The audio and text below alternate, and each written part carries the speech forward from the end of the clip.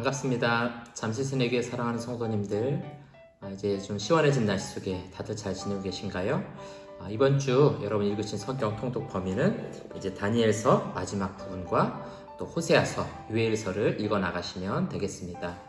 호세아서는 총 14장으로 된 소선지서 가운데 가장 긴 성경입니다. 이제 호사에서부터 마지막 말라기까지를 소선지서, 비교적 짧은 선지서라고 우리가 정리할 수 있습니다. BC 750년경에 사마리아에서 또 북이스라엘을 중심으로 사역했던 선지자가 바로 호세아 선지자입니다.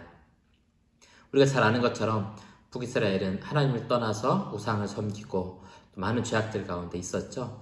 그런 북이스라엘 또 사마리아를 향한 하나님의 죄악에 대한 심판과 경고 또 하나님의 긍휼하심을 잘 보여주고 있습니다. 1장에서 3장에 보면 우리가 잘 아는 유명한 이야기가 있죠.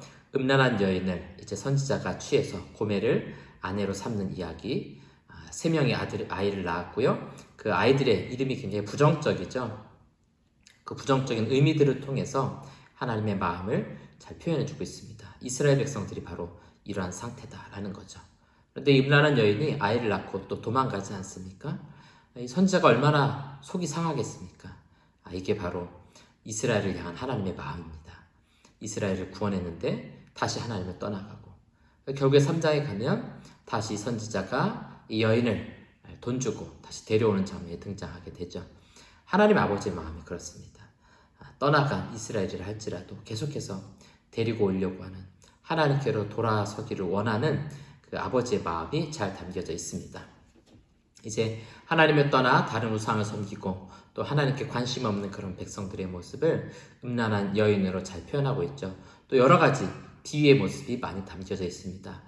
이 호세아 속에 담겨져 있는 비유적인 표현들 여러분들 한번 잘 찾아보세요.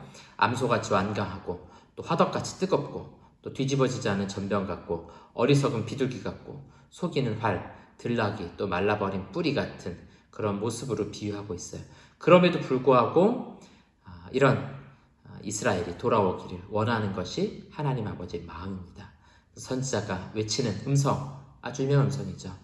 우리가 힘써 여호와를 알자 하는 그런 표현을 통해서 하나님에 대한 관심과 하나님께로 돌아가기를 원하는 아버지의 마음, 또 선지자의 표현을 통해서 잘 담아내고 있습니다. 여러분들이 바로 이런 부분에 초점을 맞추고 호세아서를 읽어 나가시면 재밌게 읽으실 수 있을 것 같습니다. 이제 이어서 읽게 될 성경은 바로 요엘서입니다. 3장으로 되어 있는 아주 짧은 선지서입니다. 기록 시기에 대해서는 좀 견해 차이가 있지만 대략 820년, 830년 그 어간에 쓰여진 성경으로 보시면 좋을 것 같습니다. 이 짧은 성경을 통해서 하나님의 심판이 임하게 될 것을 아주 강한 이미지를 통해서 예고하고 있습니다. 동시에 하나님의 긍휼의 날, 구원의 날, 또 은혜의 날이 함께 임할 것을 말씀하면서 회개를 요청하고 있습니다. 1장에 보시면 아주 유명한 메뚜기 재앙의 이야기가 나오죠. 메뚜기가 한번 휩쓸고 가고 또 황충이, 늦이 또 다 휩쓸고 가는 것처럼 아무것도 남지 않도록 심판하시겠다라는 구절인데요. 진짜 메뚜기가 온다는 이야기는 아니고요. 바빌론 침공을 통해서 예루살렘과 유다를 얼마나 철저하게 심판하고 멸망하게 할 것인가 하는 것을 우리에게 말씀해주고 있습니다. 이 하나님의 심판의 급박성 또 철저함이라는 것을 통해서 이러한 두려운 날이 오기 전에 회개하고 하나님께로 돌아오라 라는 말씀을 하고 있습니다. 특별히 요엘서 2장 중간부터는 아주 정확하게 하나님께로 돌아올 것을 이야기하고 있습니다. 그래서 마음을 찢고 옷을 찢지 말고 마음을 찢고 하나님께로 돌아오라. 또 이른 비와 늦은 비를 하나님께서 보내주실 것이다. 이른 비와 늦은 비가 내리게 된다는 것은 계절에 맞게끔 하나님께서 운행하신다는 거죠. 너희 삶이 좋아질 것이다. 평안해질 것이다 하는 것을 말씀해주고 있습니다. 특별히 2장 28절에서 32절까지는 우리가 잘 아는 예언의 말씀입니다. 내가 내 영을 만민에게 부어주리니 너희 자녀들이 장래일을 말할 것이며 너희 늙은이는 꿈을 꾸며 너희 젊은이는 이상을 볼 것이며 이 말씀, 이 예언의 말씀, 심판과 종말의 날에 대한 말씀이죠. 특별히 이 구절을 사도행전 7장 17절에서부터 베드로가 이 구절을 인용하여 말하게 됩니다. 사도행전 2장에 오순절 성령 사건, 성령 임한 사건을 경험하고 나서 많은 사람들에게 설교를 하면서 이것은 요엘서에서 예언한 그 말씀이 지금 이루어진 것이다. 이렇게 설교를 하게 됩니다. 하나님께서 하나님의 영을 부어주실 때 자녀들이 장래일을 말하고 늙은이가 꿈을 꾸며 젊은이들이 이상을 환상을 보게 될 것이다 하는 예언의 말씀, 성령이 임한 것은 바로 이 구약에서 말씀하고 있는 예언의 말씀이 성취된 것이다. 예수 그리스도를 통해서 이 예언이 결국은 성취되게 되는 것이고요. 결국 마지막 날에 이 예언은 완전히 성취될 것을 말씀하고 있습니다. 그래서 이 요엘서가 예언한 예언은 예수 그리스도를 통해서 또 성령의 임하심을 통해서 일부가 이루어지게 되고 이 세상 마지막 날에 완전히 이루어지게 될 것을 말씀하고 있습니다. 특별히 여러분들이 이 예언서를 읽으실 때 이런 심판이 어떻게 임하는가라는 걸 생각할 때 가까운 시기에 임하게 되는 심판도 있고요. 먼 시기에 임하는 또 이미 이루어진 예언도 있고 아직 이루어지지 않은 예언도 있습니다.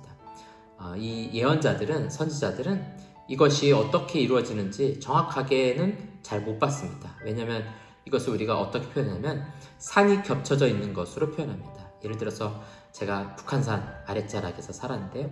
제가 살던 곳에서 바라보는 북한산의 모습과 아주 가까이 가서 보는 북한산의 모습은 좀 다릅니다.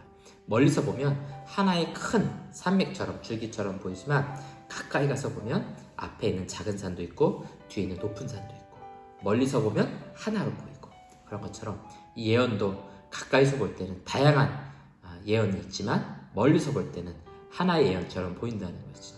그래서 이 고대의 선지자들이 보는 것은 전체의 큰 예언을 바라보고 있습니다. 실제로 이것이 하나하나 이루어질 때는 다양하고 여러 가지 모습으로 이루어지는 것을 우리가 볼 수 있습니다. 이 호세아서와 요엘서를 통해서 하나님의 심판과 또 회개, 또 어떻게 이스라엘과 또 유다 백성들이 돌아오기를 원하시는가 하는 하나님 아버지 그 마음에 대해서 여러분들이 함께 살펴보시면 좋을 것 같습니다. 이번 한 주간도 하나님 말씀과 동행하는 한 주 될 수 있기를 주님의 이름으로 축원합니다.